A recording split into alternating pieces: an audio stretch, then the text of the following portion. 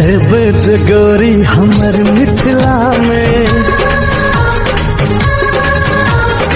तो गुमान सहरसा जिला में। हम मिथिला के बेटा पाग हमर पहचान, बहिन हमर जनक नंदिनी पाहुन छत श्री राम।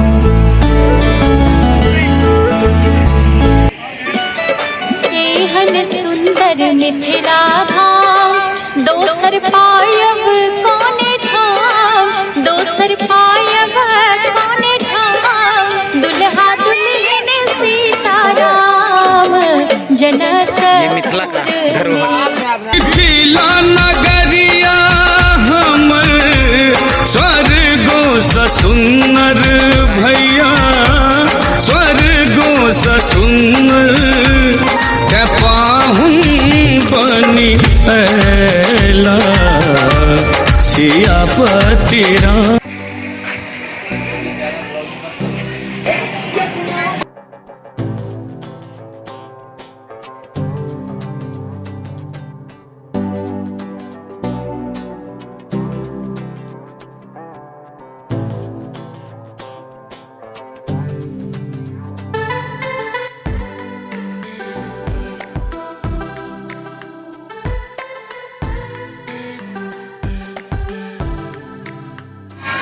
और हमारे मिथिलांचल का पावन धरती पर भंसा घर देखिए।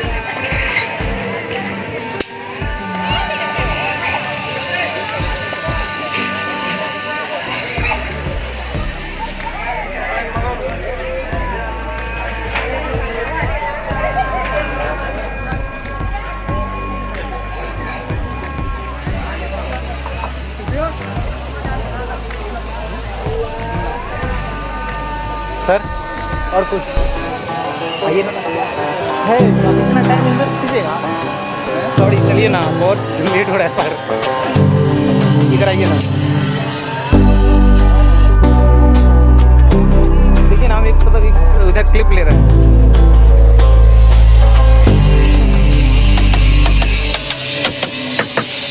देखिए ये भंसा